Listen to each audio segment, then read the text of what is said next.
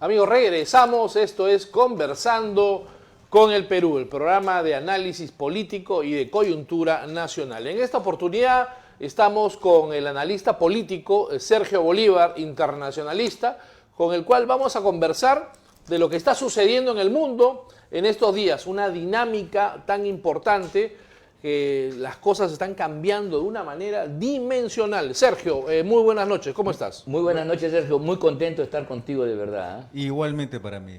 Mucho gusto de estar con ustedes. Muchas gracias por estar aquí con nosotros. Sergio, ¿cómo ves tú la elección de Donald Trump? Él irrumpe inicialmente como un outsider, en una segunda oportunidad vence al caviarismo, al progresismo nacional norteamericano a través del Partido Demócrata y está introduciendo una serie de cambios que podríamos determinar, existe una retaliación en América Latina, ¿no? Los aranceles para México, los aranceles para Canadá, los aranceles para China. Ha entrado Trump con la pierna en alto. ¿Cómo tú perfilas esta oportunidad? Bueno, lo que tú señalas es bien, digamos, sustancial, porque ahora, con la llegada de Trump al poder, ha habido un cambio genérico en todo el mundo en general. Ajá. Por las medidas que está tomando.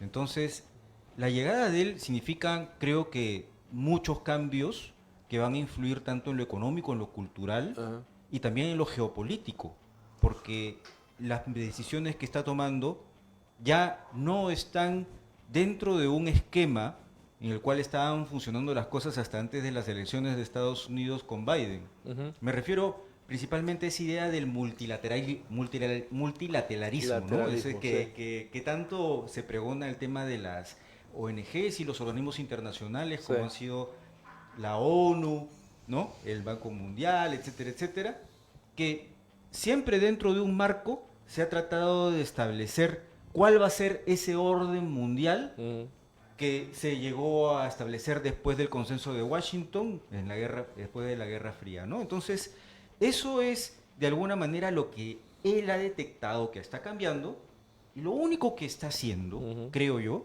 se ha dado cuenta cuál es la nueva dinámica, que existía China, que ya se había dado cuenta y estaba tomando ventaja de lo que estaba sucediendo, y ha empezado a hacer un desarrollo de inversiones en todo el mundo. Sí. Y lo mismo ha sucedido exactamente igual con Rusia, porque también ellos han empezado a hacer su desarrollo tanto económico y de crecimiento, ¿no? Sí, así es. Mira, efectivamente tú señalas que estamos viviendo quizás, como dicen algunos, un cambio de época. Quizás sea prematuro hablar de eso, pero efectivamente el fin de la Guerra Fría, la caída del muro de Berlín, la desaparición de la Unión Soviética en 1991, generó una sensación de optimismo a nivel mundial. Se impuso el libre cambio, la economía de mercado, que ya venía del consenso de Washington, la democracia se amplió por todo el mundo, la ideología vinculada a los derechos fundamentales, los derechos humanos, etcétera, la proliferación de organismos multilaterales, organismos internacionales, con personería, inclusive por encima de los estados. Algunos hablaban de una tendencia que íbamos a una suerte de gobierno mundial hacia una uniformización, el famoso nuevo orden internacional que se pregonó desde entonces y que tuvo efectivamente en los años 90 un auge significativo, una época de gran crecimiento, de expansión de la economía internacional, pero que tuvo un choque brusco el año 2008, 2009, con la gran recesión, con una crisis recesiva muy fuerte, que empezó a ver los límites de eso, ¿no? A partir de ahí ya la cosa ya no fue tan en forma ascendente y ha habido problemas, los problemas de la guerra, por ejemplo, en el Oriente Próximo, en Europa, lo de Ucrania, la pandemia, han ido configurando quizás una nueva etapa, ¿no? Y entonces, como que Trump es la personificación política de este cambio y la conciencia de que este nuevo orden, este modelo de acumulación mundial, como que se está agotando. ¿En qué términos? De que en lugar de un globalismo que excluye todo, el reconocimiento que existen primero naciones que son que a pesar de la globalización están ahí como verdades irreductibles, el ascenso de China, ¿no?, en el campo económico y tecnológico, que inclusive se ha puesto ya a competir directamente con Estados Unidos, y una Rusia que sale después de la debacle de los 90 de Yeltsin y que con Putin quiere recuperar otra vez su estatus de gran potencia a pesar de los problemas europeos, que vamos a ver un poco después. Entonces, eso es lo que yo creo y lo comparto contigo, es si no, estamos dejando este mundo que caminaba hacia cierta uniformización, hacia una tendencia de gobierno mundial, ¿no? Sí. Hacia lo que algunos han llamado un mundo tripolar, ¿no? Así es. De 3 países hegemónicos, hegemónicos. Estados Unidos, China y Rusia, Y Rusia. ¿no? Entonces, más o menos, yo quería ver cuál es tu visión al respecto, porque esto es lo que tenemos que entender, incluso para entender el país. No, y gracias por dar todas esas precisiones porque es, digamos, la línea del tiempo, ¿no? De cómo ha evolucionado esto y qué es lo que está sucediendo hoy en día. ¿A dónde está conduciendo este cambio? Estos países velan por sus propios intereses y lo hacen de manera bastante, como dicen ellos, aislanismo pragmático, que quiere decir que yo velo por lo mío, por mis propios intereses, y manejando mis propios intereses es que voy a negociar y voy a sentarme a la mesa. Es la famosa negociación que se hace desde el punto de vista de qué es lo que tú vas a poner sobre la mesa y qué es lo que tú me vas a Que dar siempre a ha mí. sido así, porque Siempre si ha tú sido revisas así. la historia de la humanidad, desde Roma y antes, que había siempre cada comunidad, cada país, cada reino, imperio, buscaba sus intereses. Sus intereses Así es, propios. Y así se han armado las relaciones internacionales. Así se han Entonces armado. había momentos de guerra, momentos de Efectivamente. paz, de tensión, ¿no? Porque cada uno con su interés. Va bien, ahora hay una guerra en la cual eso se pensaba cancelado tras la Guerra Fría y que entrábamos en una época uniforme, donde todo el mundo ya pensaba igual. Incluso hasta en temas ya familiares, todo el tema de la ideología woke, que aquí se llama caviar, Así es. el tema, por ejemplo, de las políticas de planificación familiar para reducir la tasa de crecimiento de la población, las políticas medioambientales, en fin, un conjunto de políticas uniformes que de repente estaban haciendo que estos países empiezan a perder productividad y competitividad, y por ejemplo China, con las reglas del mercado, empezaba a superarlos, ¿no? Así es, claro, yo estoy completamente de acuerdo con lo que estás expresando, Ángel, y ahora cuando volteamos a mirar esta nueva composición y cómo se están dando las negociaciones, creo que el caso que más expresa esta situación es el conflicto entre Ucrania y Rusia, Sí. cómo se están llevando adelante estas negociaciones. Entonces, si vemos la situación en este momento que está llevando a Rusia con esta imagen que quedó hace unas semanas y ya ahora la figura es otra, pero quedó hace unas semanas sentados Trump con el presidente de Ucrania, Zelensky, y con Vance, el vicepresidente, y además encargado de los asuntos diplomáticos, digámoslo así.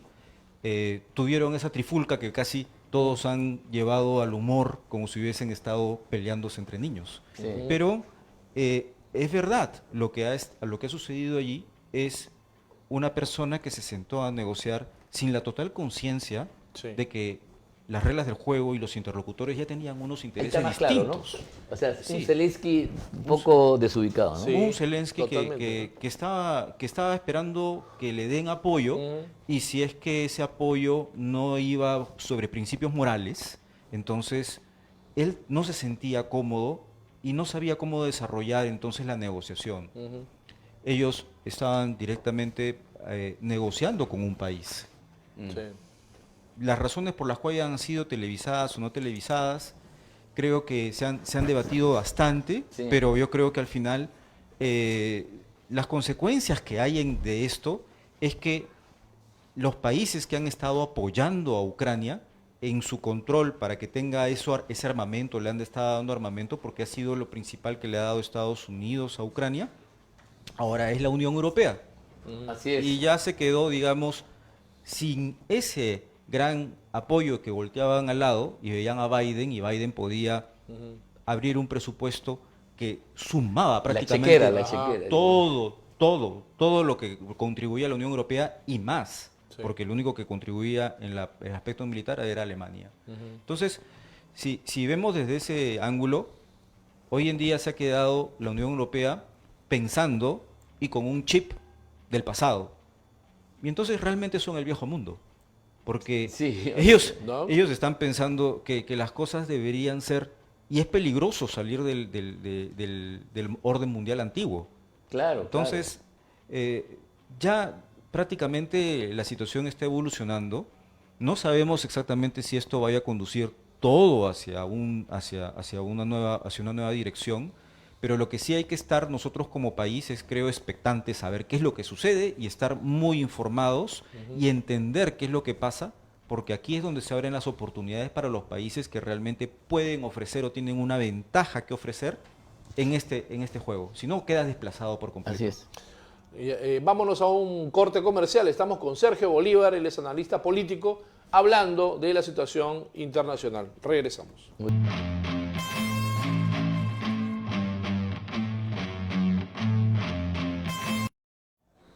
Sí. Vamos a intentar, estimados amigos, a entender algo de lo que pasa en Ucrania. Un poco lejos, pero su repercusión es internacional. Ha tenido también efecto en los precios de los fertilizantes, por ejemplo, y en Europa ha creado una crisis internacional, porque al lado de la guerra hay una crisis recesiva en muchos países del viejo continente.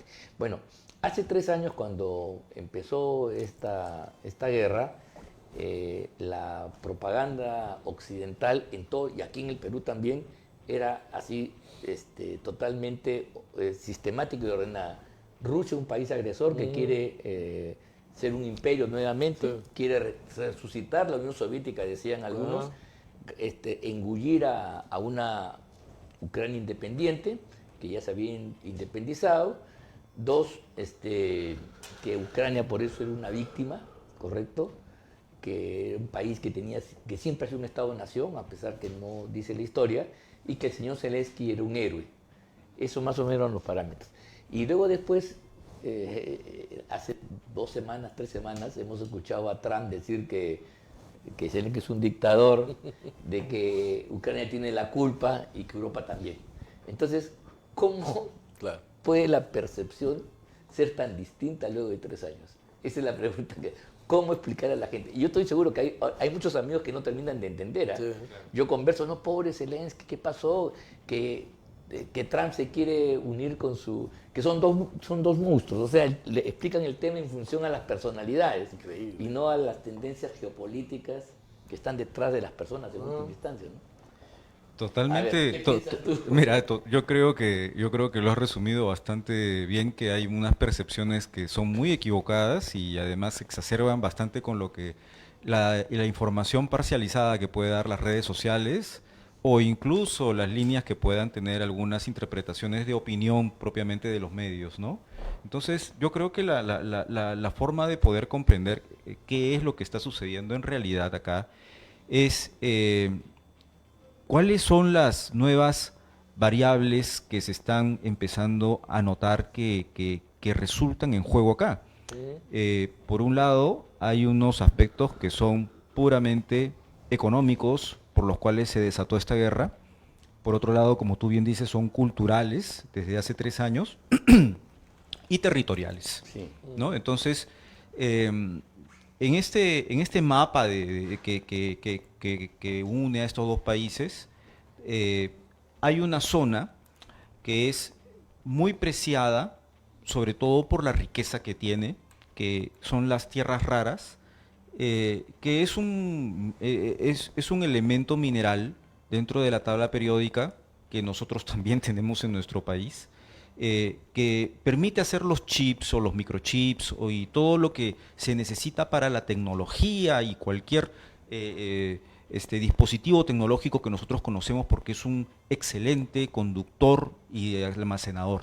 Entonces, esas características hacen de que el territorio sea supremamente valioso y valuado. Y por otro lado, también es que el discurso que se ha manejado siempre ha estado desde el punto de vista de no dejar continuar a que el imperio ruso continúe su expansión. Y eso propiamente es algo que ha sucedido ya hace más de 30 años y ha sido cambios grandes lo que ha sucedido, ¿no? En sí, también ellos han tenido su propia evolución, pero lo importante aquí entender es qué es lo que está desatando en este momento que realmente el lugar que está tomando Estados Unidos sea preponderante para el final de esta guerra. Porque Estados Unidos sí está llevando desde otra dirección el fin de esta guerra. Que ahora, hasta el momento, hubieron muchísimas reuniones por parte de OTAN para tratar de dar fin a esta guerra, las hubieron. OTAN, el grupo de países que antes eran 16, ahora son 32 y cada vez se unen más países por parte de la Unión Europea, pero no han logrado efectividad en desarrollar esta paz. Y Estados Unidos está tomando una dirección completamente contraria y distinta.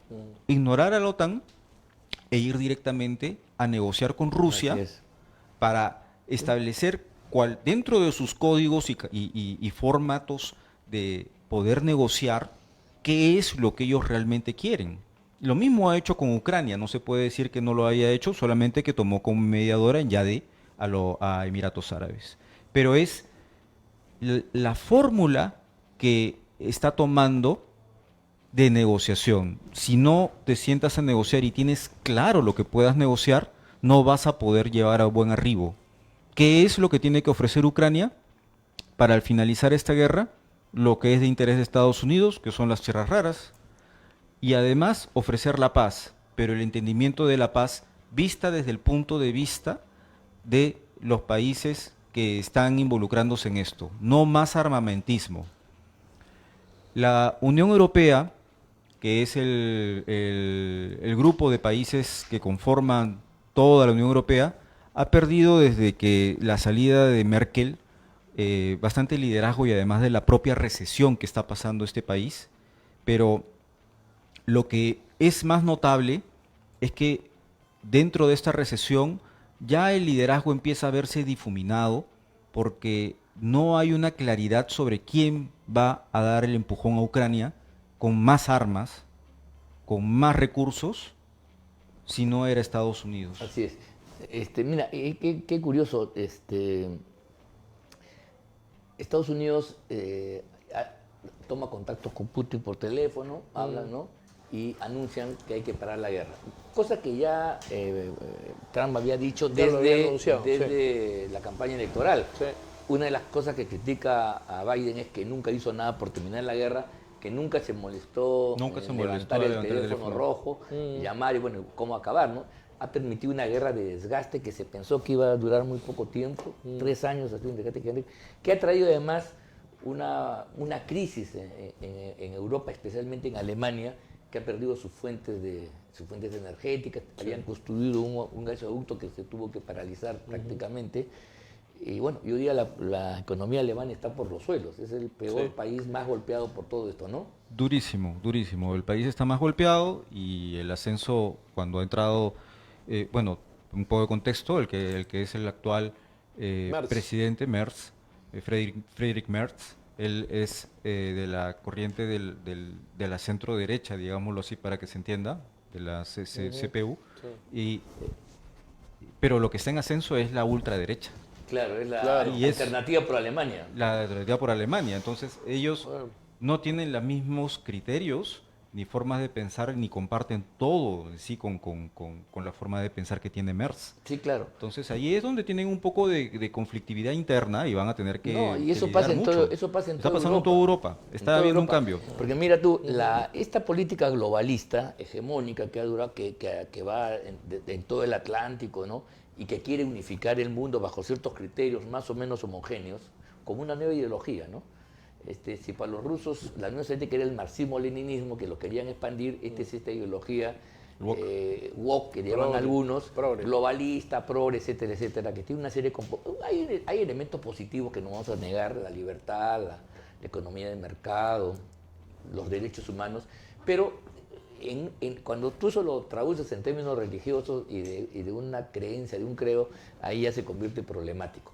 Bueno, y el asunto es el siguiente, que esta idea de inclusive usar a Ucrania para debilitar a Rusia, para humillarla en última instancia, era suicida. Porque mira, todos los países de la ex Unión Soviética no eran estados-naciones, sino eran conglomerados de muchos grupos étnicos enfrentados. Por eso que en casi todos estos países nuevos de la ex Unión se ha dado una serie de conflictos. En Georgia, en Kazajistán, etcétera. No vamos a hablar de eso. Sí. Entonces, en el caso de Ucrania, eso se ha exacerbado, te das cuenta, y se ha usado lamentablemente a Ucrania como el chivo expiatorio y el espacio de experimento de esto. Entonces, por ejemplo, se ha fomentado a través de un golpe de Estado que fue en última instancia el Euromaidan famoso, se depone al presidente Yanukovych, que era un presidente que había sido elegido por el Partido de las Regiones, que tiene mayoría en el sur este de Ucrania, que es una mayoría rusófona, te das cuenta, que habla ruso y que pertenece a la cultura rusa. Y los ucranianos son como los portugueses en relación a los españoles, o los catalanes, por ahí van, te das cuenta, tampoco hay grandes diferencias. Sí. Entonces, el hecho cierto es que ahí se exacerba la contradicción para provocar a Rusia, pensando que la podían derrotar. ¿Te acuerdas tú de la campaña que Rusia es un gigante con pies de barro que se va a caer en cualquier instante? No fue así. Y Rusia ha terminado ganando la guerra en última instancia, y eso es el realismo que lleva a Trump a paralizarla, no seguir perdiendo plata, o avanzar hacia una guerra nuclear, que tampoco es el deseo de nadie, ¿no? No es el deseo de nadie, y yo creo que ahí también hay que develar claramente cuáles pueden ser los intereses de Estados Unidos, ¿no? Además de las tierras raras, que es que hay que notar lo que puede interesarle más a Estados Unidos es separar esa cercanía que existe entre Rusia y China como aliados. Claro, porque lo que estaban haciendo era empujarlos. Claro, exactamente. Son sino-rusos. Entonces, precisamente, estos actos son una escena, un show muy fuerte para poder distanciar a China de Rusia y más bien formular una alianza que realmente haga una fuerza de sopeso en el mundo, que sería Estados Unidos-Rusia. Una cosa es un mundo, una mesa con tres patas que con dos solamente. Así es. Entonces, si a Rusia lo obligan a pegarse a China, porque la aíslan, porque Rusia y China históricamente tienen una serie de contradicciones en el Oriente, en el Extremo Oriente. Sí. O sea, las contradicciones históricas son más grandes que en Europa. Y eso entonces, la guerra con Chino-Rusia, las invasiones han sido muy fuertes, te das cuenta. Y Trump, me parece con realismo, entiende que es mejor pues reconocer a Rusia su estatus de ser una potencia importante y que ayude a equilibrar el tablero. Un tablero de tres patas es mucho más estable que de dos, y peor aún que Rusia, que es una potencia nuclear, termina aliada con China, ¿te das cuenta? Así es. O dependiendo de China. Yo creo que lo que ha hecho y la dinámica que está generando es una dinámica en la cual tampoco hay que perder en cuenta quiénes son los recursos que están formando parte de este nuevo escenario, ¿no? Hay muchos magnates detrás y hay muchos ejecutivos que están formando parte del gobierno americano, y eso yo creo que en la parte tecnológica tiene una relevancia enorme, porque es lo que marca quiénes van a ser o cuáles van a ser los derroteros respecto a lo que se va a ser los polos productivos del país, dónde van a ir las tendencias, el futuro de la educación en el país, el futuro de la salud, temas muy trascendentales dentro de la propia del propio Estados Unidos. Y hay un detalle que no ha sido notado quizás mucho, pero ahora el cambio de Trudeau, donde se le había impuesto en Canadá, sí, ahora está Mark Carney. Y Carney, si vemos el historial del señor, es un ejecutivo, un alto ejecutivo de bancos, que viene con una, a pesar de ser el mismo partido liberal, viene con una formación muy distinta a la que tuvo Trudeau. Entonces es una persona que va a poder probablemente dialogar mucho más. Claro. O sea, estamos perdiendo, estamos dejando atrás todo el tema ideológico. El tema ideológico se está empezando a ver como algo del pasado y probablemente ese es parte del nuevo consenso. Ya lo ideológico, dejarlo. O sea, que no domine la política, digamos. Que no domine así. la política. La política siempre ha estado más manejada por lo económico, ¿no? que por lo económico que por lo ideológico. Pero en la época de la Guerra Fría era lo ideológico lo que predominaba, pues. El mundo libre contra el marxismo, ¿no? Así es. Y ahora estamos viendo que esto está cambiando y curiosamente con un acto completamente distinto con el que cambió en esa época, porque si tú vemos en los 60s, Nixon trató de hacer exactamente a la inversa, ¿no? Porque trató de unir que tampoco se entendió. Que tampoco se entendió, Claro. ¿no? Pero él trató de hacer exactamente lo mismo que está haciendo Trump, pero al revés, porque él se acercó a China, ¿no? Para aislar a Rusia. Y ahí el rol de Kissinger fue extraordinario, ¿no? El rol de Kissinger fue O sea, extraordinario. era otra vez, era separar a China de Rusia Así y luego jalarlo, ¿no? Para equilibrar otra vez el tablero. Claro. Y acá vemos un acto completamente al revés. Parecido, pero al revés. Pero parece que va a tener algún resultado. Sí, no sí, sabemos sí. todavía, pero puede tener un resultado. No, claro que interesante. sí, porque mira, porque la otra alternativa es la guerra nuclear, pues, ¿no? No, la guerra Y eso nuclear es lo que nadie no, y quiere. eso es lo que no, es que el fanatismo ideológico te lleva a ti a la guerra. O sea, las guerras de agresión son por ideología fundamentalmente. Así son por ideología. La Unión Soviética era expansiva por naturaleza, los musulmanes lo eran también, ¿no? Las expansiones se hacen por religión, por ideología, esas son las más complicadas. Y ahora que mencionas ese punto, sí tiene mucho sentido porque si te pones a pensar, nosotros sabemos y el mundo sabe de que Rusia tiene casi 6.000 ojivas nucleares. Por eso, pues. Entonces, tenés una gracia. tener un control de esta, Claro. de esta alianza podría realmente detener una guerra. Y es mejor, en todo sentido. es mejor comerciar, pues, que pelear. Claro. Que comerciar que pelear. Mira, hoy en día la producción nos dice que tenemos que acabar. Oye, Sergio, te comprometemos para seguir hablando de este tema que es realmente con gusto. infinitamente Interesante. provocador, interesante. Muchas gracias, amigos, por su concurrencia, por seguirnos todos los jueves a esta hora, a las 7 de la noche. Muchas gracias, mi A la estimado orden. Alberto, y nos despedimos. Hasta la próxima. Un abrazo. Chao.